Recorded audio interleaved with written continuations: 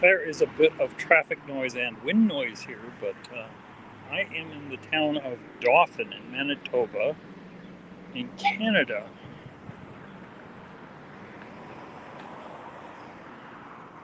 We're on the west end of CN Park, which CN stands for Canadian National. And there's a pedestrian bike path that goes underneath the rail there. I'm sorry I'm a little bit early. I'm sure other people will be joining us shortly. We'll take some time wandering through CN Park before heading to the museum. I talked to the guy who runs the museum, and he said I was more than welcome to film and photograph it there. So we'll be first looking at the CN Park.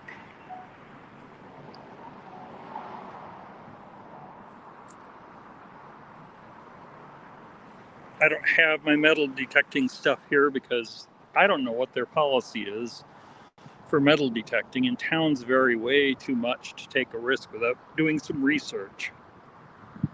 Let's see who is in the house here. My oldest commenter was Torchy on the Run and Dana Reed, lockpicking engineer, Deej from Digging with Deej, metal detecting Brooklyn, Moon over Miami, Pinned on Places, Chew, Bud Files, and Adventure Wizard. Welcome, all of you.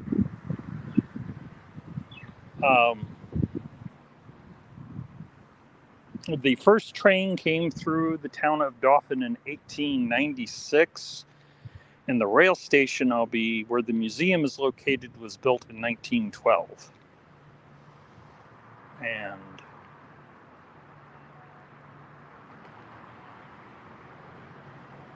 Winnipeg and Dauphin became important centers of Canadian rails. So there's several statues here. Hello, Mona. Thank you for joining in. And this one here is for Canada's most decorated war hero, Lieutenant Colonel William Barker, VC, which I think is Victoria Cross recipient, 1894 to 1930. Marlon from Air Video, and Tom Kingery is here.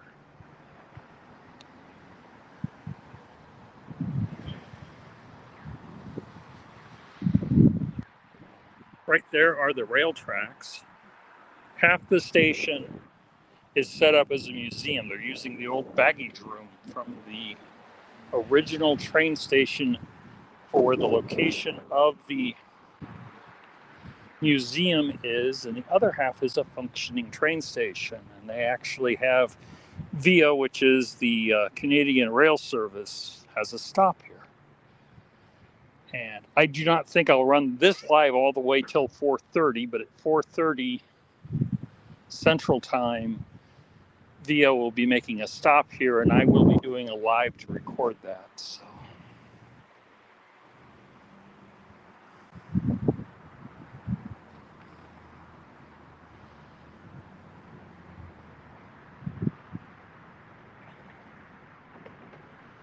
Lake Manitoba Railway and Canal Company purchased land and created the town site of Dauphin in 1896 and completed laying tracks from Gladstone in 1897. And the picture on the right shows the original rail station, because the existing one is not the original. And the picture was taken after Town Hall had been erected in 1905 and shows boardwalks on the streets and developing row of elevators.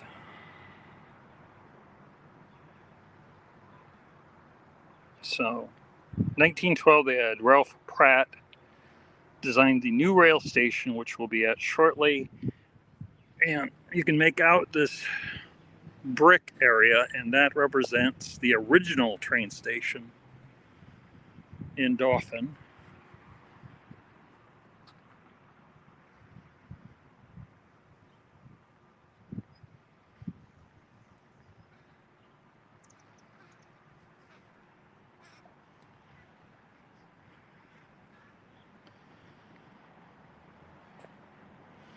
And yet another plaque in honor of our partnership for the important role our community has played in Canada's history. See and dedicate this commemorative tree in celebration of Canada's 150th anniversary. And I'm not sure which one is supposed to be the commemorative tree. But that was from 1917. 2017. What am I saying? Looter Aid is here, demanding that everyone destroy the like button. And Photos Against Anxiety is here.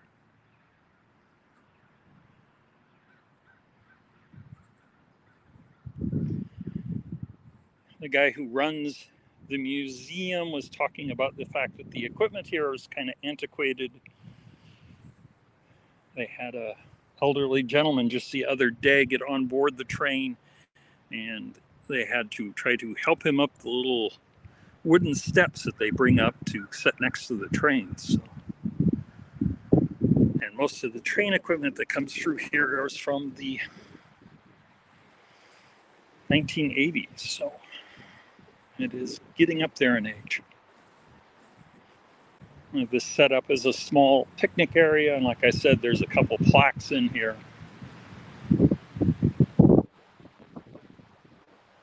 What happened to the Starry channel? Boy, if I knew that. It seems as though for the third time, YouTube has decided to take that channel from me. They've never explained why they do it or why it happens or why it comes back. This time I had my videos from Lost and Found removed for about 2 weeks. And the first week of that, I couldn't even post anything other than on the community tab. And now I am back on Starry's Lost and Found, but I have not heard a reply on the...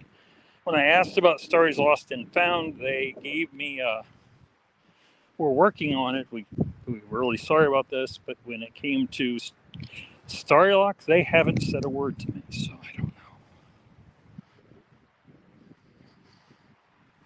Metal Detecting North Carolina.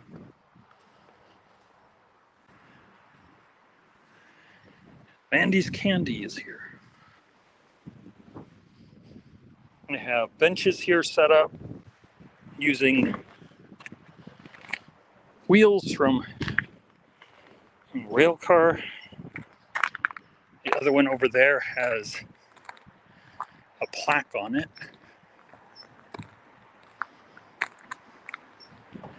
You can see the sign there. It says Dauphin, and under it, it says Via, which is the name of the passenger train system in Canada. The guy who runs the museum recommends that I head to Winnipeg, as Winnipeg has their Grand Central Station was designed by the same architect and company as the Grand Central Station in New York. Here we are, trackside. Be more exciting around 4:30 Central when the train gets here. You will see several of these. I stand with Ukraine. Apparently, Dauphin has a large number of Ukrainian immigrants, so it has a heritage tied in. Across on the other side of the tracks looks like a skating park. There is north of here a few blocks the an Eastern Orthodox Church, Ukrainian Orthodox Church.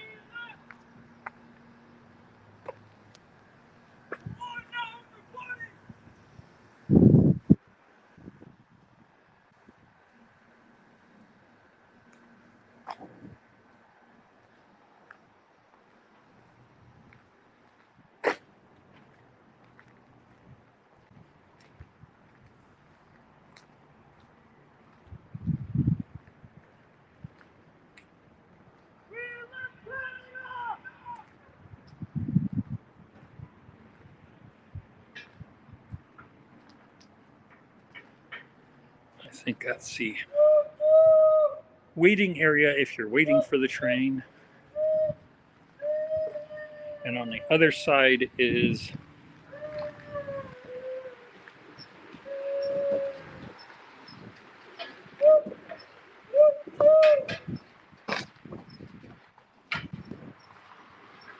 a CN caboose, which is not accessible. They have the doors locked. Actually frosted shut so that you can't see it inside. And it has signs telling you to go to the museums.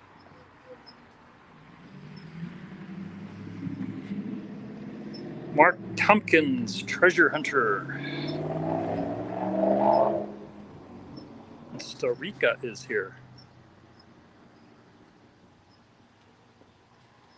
Yeah, this one is from 1912, and you can definitely tell. I'll head to the end of the sidewalk over here and look back at the building. I took several photos earlier, but I'm going to post those on Facebook, on Instagram. So Google told me not to bother to come here today because the museum isn't open on Sunday, but their Facebook page told me otherwise.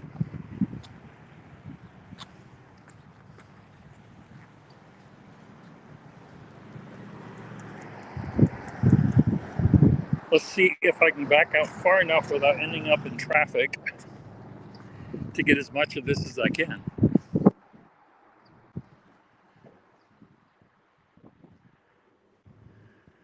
They built big and they built nice back in 1912.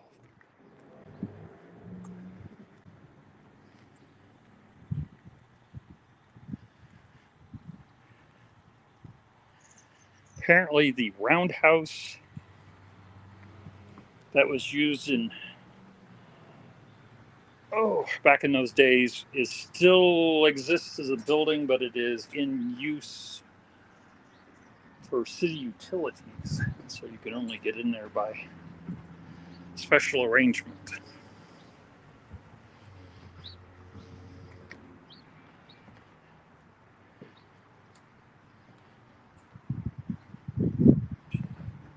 There's a we support Ukraine and Ukrainian, and another old style baggage cart.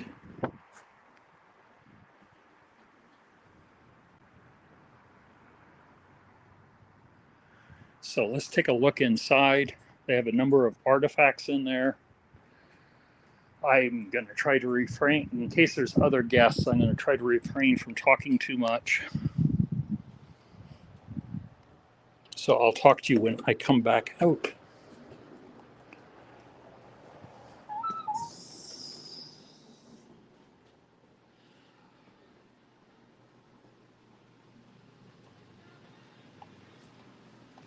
I am back again.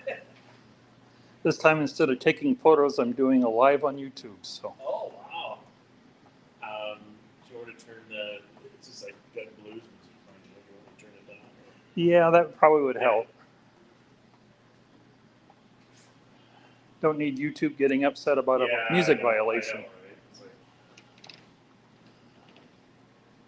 unfortunately, that blower, that's just the AC. Only so much you can do about that and stay comfortable.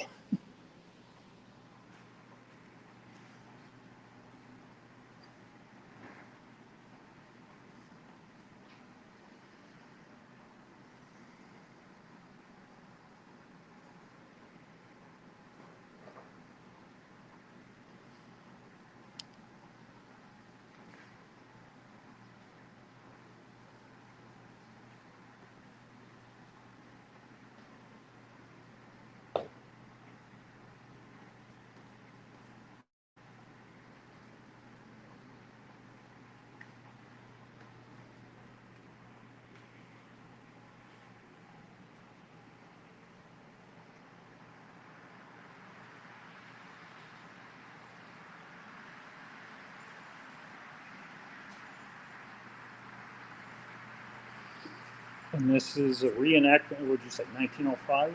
Oh, this is 1954. Oh, 1954, okay.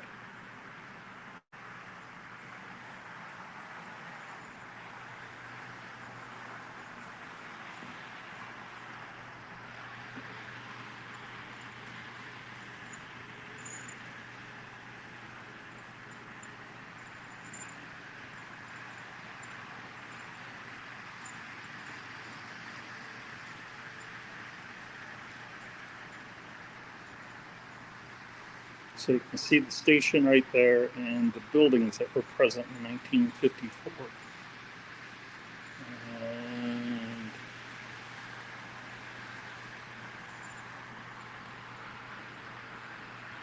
And we have our model train running through, or Model 10.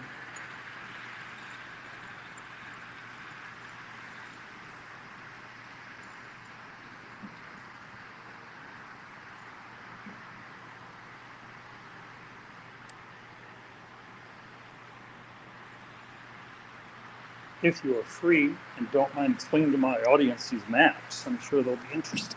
Yeah, absolutely. Which one are you focused on, or is it any and all? Any and all. So these, well, this outlines the original map from 1896 and 1897. And back then, that was the Lake Manitoba Railway and Canal Company. So it went from Gladstone, Manitoba, through to Dauphin, and then ended up to Winnipegosis.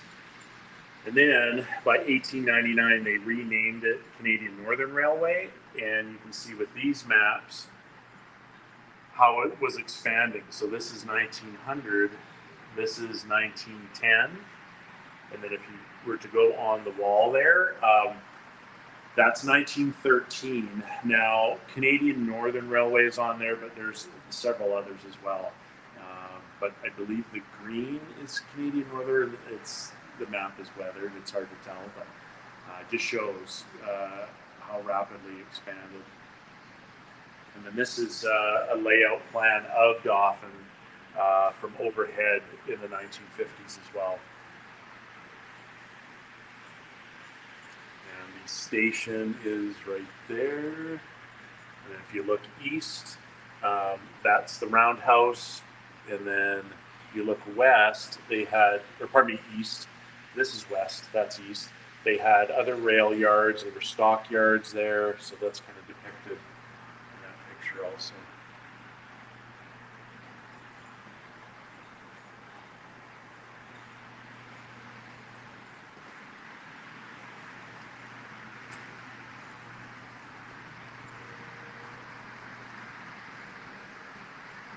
I take it your Facebook page is your primary website? Correct. Okay. Yeah. That's where I learned. Google, for some reason, says you're only open on Saturday. So maybe I haven't. The Facebook page says it's Sunday as well. Yeah, I'll go in there. Maybe I haven't changed on Google, so I'll do that. So thank you. I thought I had, but evidently I I was getting the directions to drive here, and it kept warning me at every turn. You know, the Rail Museum might not be open today. haven't. But yeah, it's good getting feedback like that. So I'll definitely amend that. I thought I had. I'm just happy that your Facebook page was up to date. So Yeah, once again, that is our primary website. I'll include a link to that in the YouTube videos. So Yeah, please do.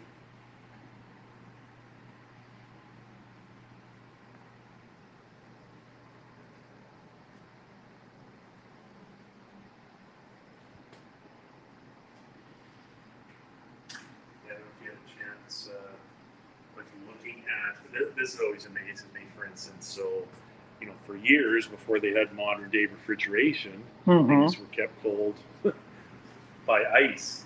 So this is just north of the Paw. This shows an example of the ice harvesting process and just how extensive it was. Like you look at all the rail cars lined up, all being filled with ice. So not only for refrigeration cars, but that's what provided air conditioning for passengers as well. So, look at the statistics of in the Paw, they had sheds 500 tons of ice just in the Paw. So then along the way, they had different depots to replenish, the ice. So it's pronounced the Paw. The Paw, yeah. I never would have guessed from looking at it. Well, it's like even Portage la Prairie, people, because of the French influence, think it's portage, but it's pronounced portage. So but it does go back to French explorer days. Yeah, when I was looking at my vacation, I thought about heading up that line, like I told you earlier, up to Churchill. If I'd stopped at the Paw because of the timing, I would have basically gotten to the Paw, got off the train, waited 2.5 hours, and went back south again. Yeah, exactly. So you can drive all the way up to Thompson, and that's what a lot of people do. Is just for convenience sake and cost a little bit as well. They'll drive all the way up to Thompson and then catch the train to Churchill. Uh-huh. But I'm like, oh, you're missing out on the experience. You're cheating a little bit. Tongue in cheek, right? Because I'd like people to experience the whole journey. A lot of people do drive all the way up there.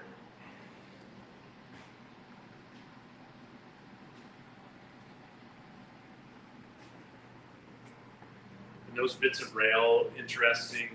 We befriended one of the guys that works locally, and they were reclaiming some unused rail in the area. And he said, if you've got any interesting pieces, can you cut them off for us and provide them? So, like for instance, the dates are one thing, but just the significance of somebody like Carnegie, this well-renowned philanthropist in New York City. Like once we got those and you start doing the research, it's pretty cool and amazing. Or even the fact that this is Grand Trunk Railroad.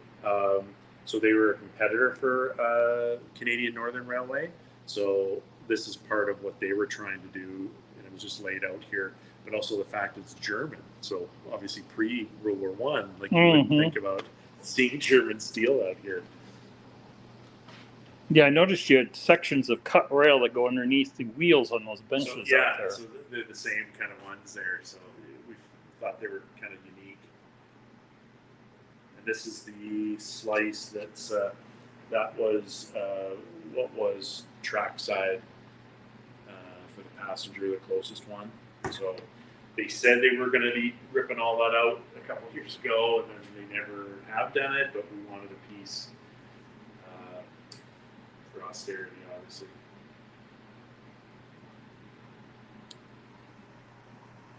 So those lights weren't on top, displaced those there, but those were used on work sites back in the day. So they work off of kerosene. So it's pretty interesting if you look at the video with them, because they work pretty effectively. And that was used World War II as well, like airfields and all that stuff as well. But they didn't come on that vehicle. I just had them go, wow, those are big lights on there. It's like, no, I just put them out there. And then I see we have a variety of lanterns up here.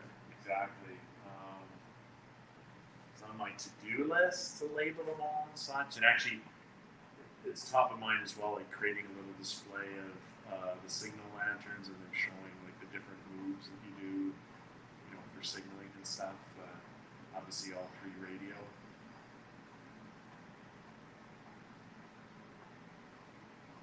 This is, I find this unique too. So for years and years, the tour that would go to Churchill, so you still had rail linkage from Minneapolis to Winnipeg. So a lot of American tourists could just get on through Minneapolis and then start coming. So you would be greeted by a band in town here, and then they would stop, tour around for 4 to 5 hours, and then get back onto their way to Churchill. So that went on for decades.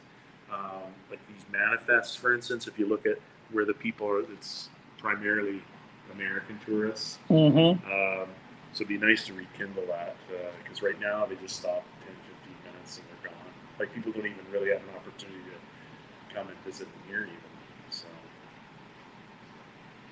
but there's a cool video, we actually have it on our YouTube, in color, around that time era in the 50s, maybe early 60s, of them, the train arriving, being greeted by the band, then they go into Riding Mountain National Park, fish, bring the fish back, have the cooks cook it on the train, and they're eating their catch. Cool. Yeah, you certainly don't do stuff like that anymore. No. So it was totally neat.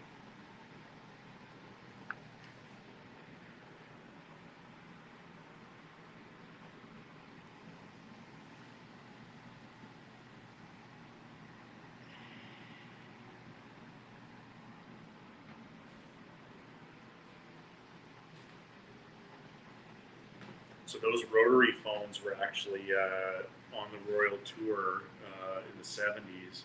They went through Southern Ontario. So those were in the Queen's private car. Mm-hmm. And those pictures show, so it was in Kingston, Ontario. So they have a military college there. So that's what shows the cadets. But yeah, those phones were actually possibly used by Queen Elizabeth. And I don't know if you saw that next display case, so it's really interesting.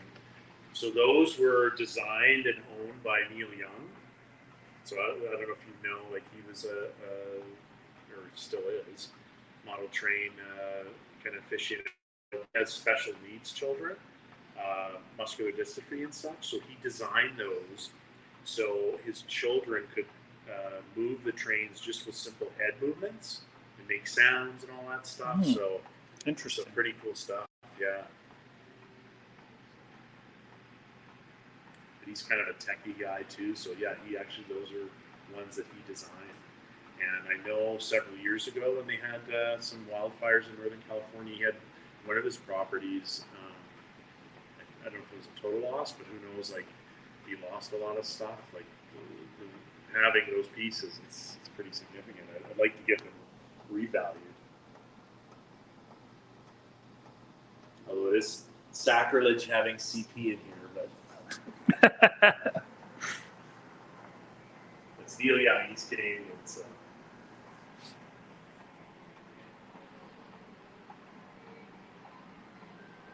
And this is your gift shop, I take it? Yeah. Limited quantity of stuff that we offer right now. I'd like to have more. Working on it. And you were saying before you're going to try to expand your hours over the summer, if you can get. Yeah, so I have hired a summer student, although it's my bad because the people that I had employed before, they were older than high school, and yesterday it was like, oh yeah, so we can start on the 12th, and it's like, no, you're still in school. Oh, okay, I forgot. So probably the current hours through the end of June, and then the end of June will be open 6 days a week. It was my bad, I forgot with school. It's like, oh, you're still in school.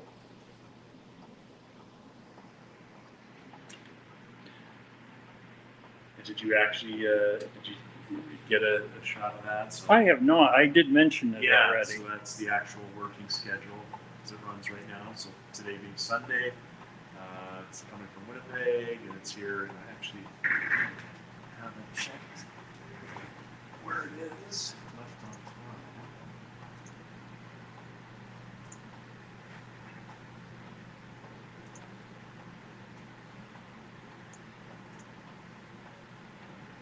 Yep, left 12:05. It says 5:18 right now, actually. So it's running a little late. Yeah, which is par for the course. Usually not as much coming from Winnipeg. Usually you can make up time and stuff. But it's all dependent on freight travel. And if it's got there's some freight there, it's got to wait or go off on the siding or whatever.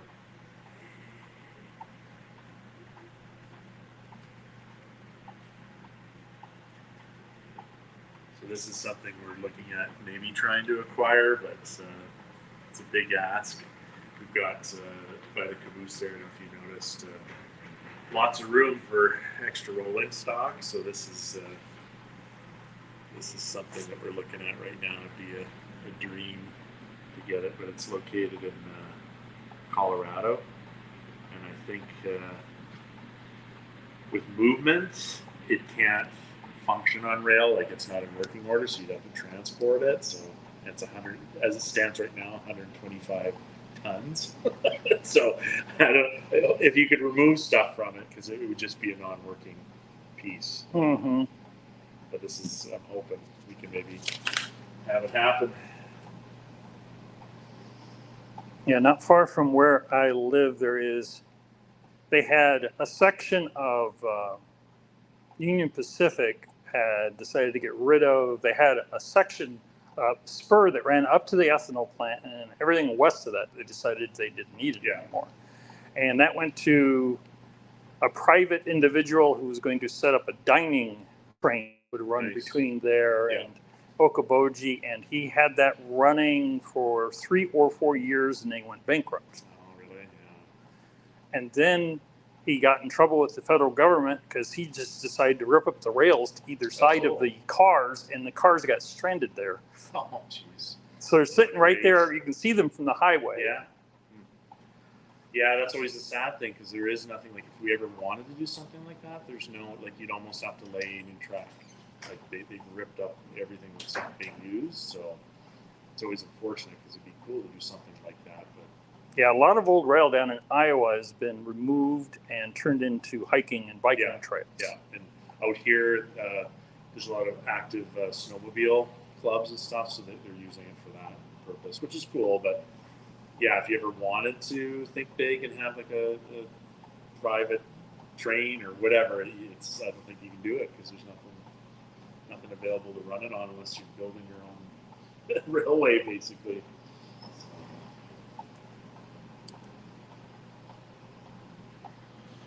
Well, I'm going to do some more walking around and talking to my people. Awesome. I'll probably be back to pick up some souvenirs. Yeah, I'll be here. I'm here till 3. So is that 1:30? Okay. I'm going to try to wrap this up in about a half hour or so. I'll still be here. Okay. Awesome. We'll see you then. Yeah.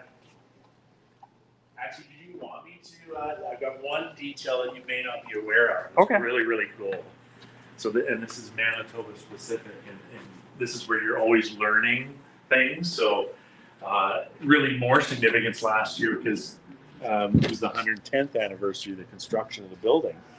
So this decorative stone is called Tyndall stone, and it's used throughout North America, but it's the only place it's quarried is within Manitoba. It's a little bit north and east of Winnipeg is the one quarry, but there's fossils within the stone. So 450 million years old, if you can believe that. The reason you have the color disparity, the dark areas are where the organisms were burrowing through the sand and silt, because back then this was all covered by ocean, basically. This is the coolest area to me. So when I initially saw this, I'm like, is this reptilian skin or what is this? So this was a sunflower coral, and look how well that's preserved. It just blows my mind. Yeah, that is pretty cool. 450 million years old. And these were cephalopod kind of worm sort of things, but you can go all the way around and find different examples. But I find this little area is like the best preserved. And I guess, like, especially this block, when they were quarrying it, like how they kept that is pretty cool. So I just wanted to point that out, because I figure that's a neat feature. And Tyndall stone, even though it's used for decorative stone throughout North America, it is quarried only in Manitoba. So it's a Manitoba only thing. That's very cool. Yeah. So see you in a bit. Yep.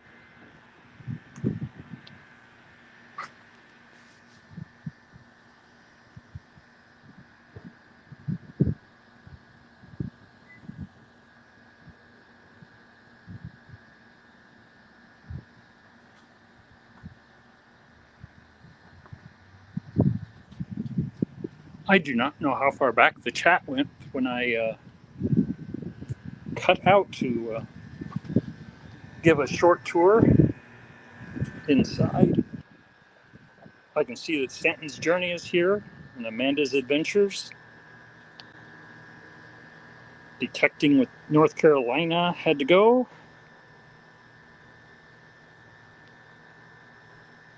Alice Wonderland is here.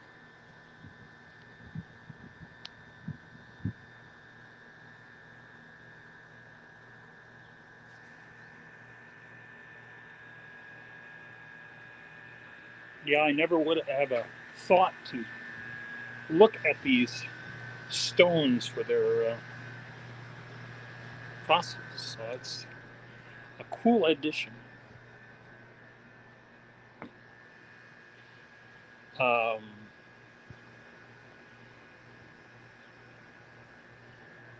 He was saying that the Via passenger train is running a little late. Should be here around 5:13. I'll probably show up here around 4:30 anyway and wait for it, because it is come and gone in less than 10 minutes, he was saying. So.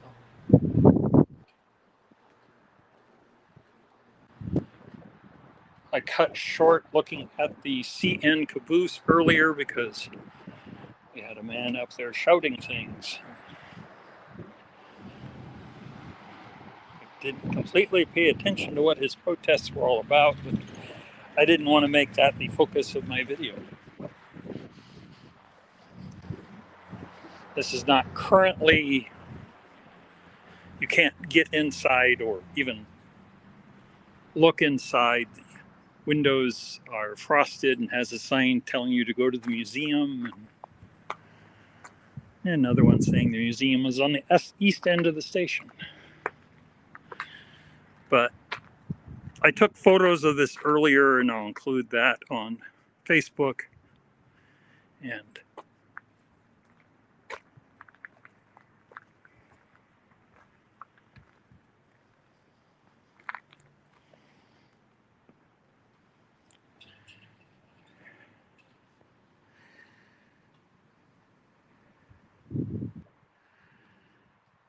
okay, Mona, I hope to see you later. Oh. According to Verizon and according to Rogers, there is an exchange. People from Canada on Roger can use Verizon when they're in the US, and people on Verizon can use Roger when they're in Canada. But Verizon is charging me $5 a day for roaming charge, whether I use roaming or not. So, yeah, I have not seen a caboose for ages either. When I was growing up, there was a former rail worker who he set up sort of a boarding house for retired rail workers. Is nothing tied in with the railroad or the union or anything. This is his own private place. Managed to get a hold of a caboose. I could not tell you what line was running through Mapleton, Iowa at the time, but that's what it would have been. That was set up in his backyard on rails, so it's kind of cool.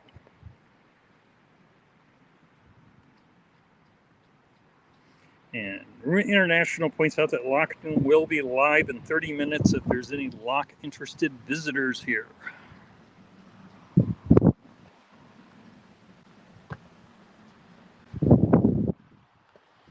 North Coast Railroad is here. Tomorrow morning I'm going to set out, and sometime around 10 or 11 I'll be reaching a town in Saskatchewan that has a CN station set up as its own museum as well. So I'll be visiting that.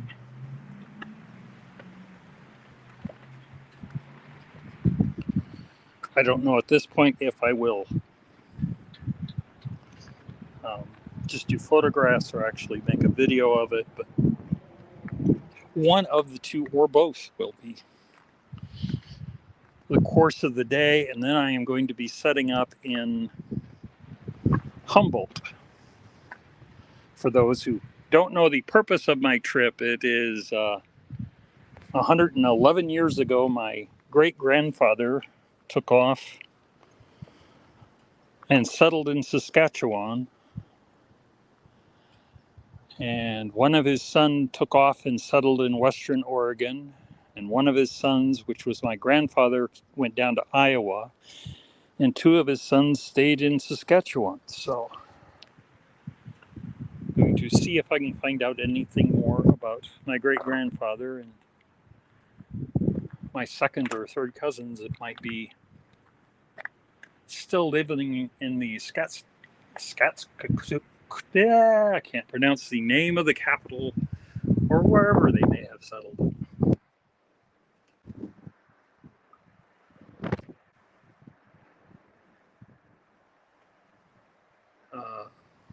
Z156. If I did not say hello earlier, I am saying it now. I know several of you came in while I was in the museum. If you missed any portion of it, feel free to do a rewatch.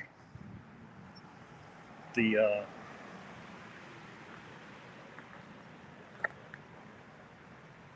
guy who runs the museum says he's not the expert, but he knows quite a bit, and he knows a lot more than I do, so I was happy to have him share what he was able to share.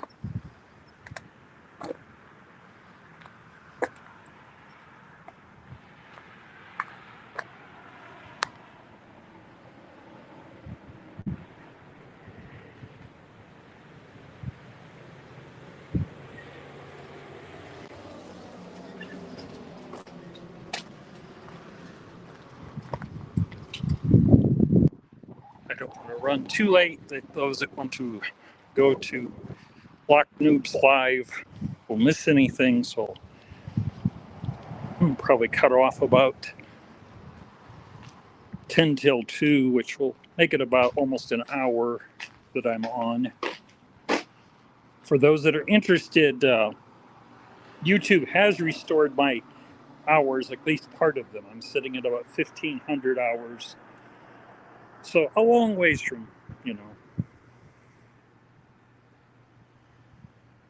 Alice in Wonderland says, my son-in-law is a train engineer in Wisconsin.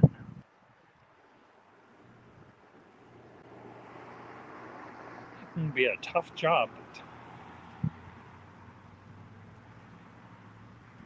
Mostly because of the attitudes of the rail companies in the U.S.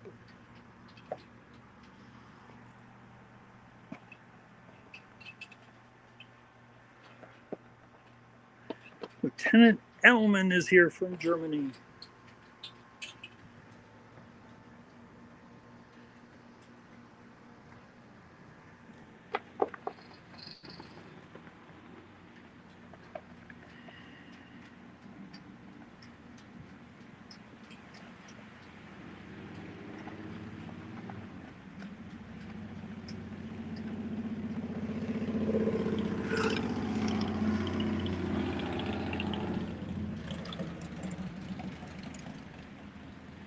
Well, I think I am going to head inside. The chat will stay active for a few minutes once I am done. Make certain if you don't know each other, get acquainted. I'll be back sometime around 4:30 and stay until the VIA rail comes through town. So I have not eaten lunch yet, so I'm probably going to go do that.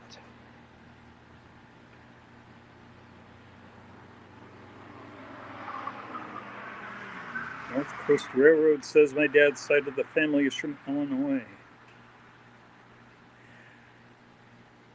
Have a wonderful day everywhere. Take care, and we will see you soon. Those who can make the 4:30 showing of the VIA passenger train, I'll see you then.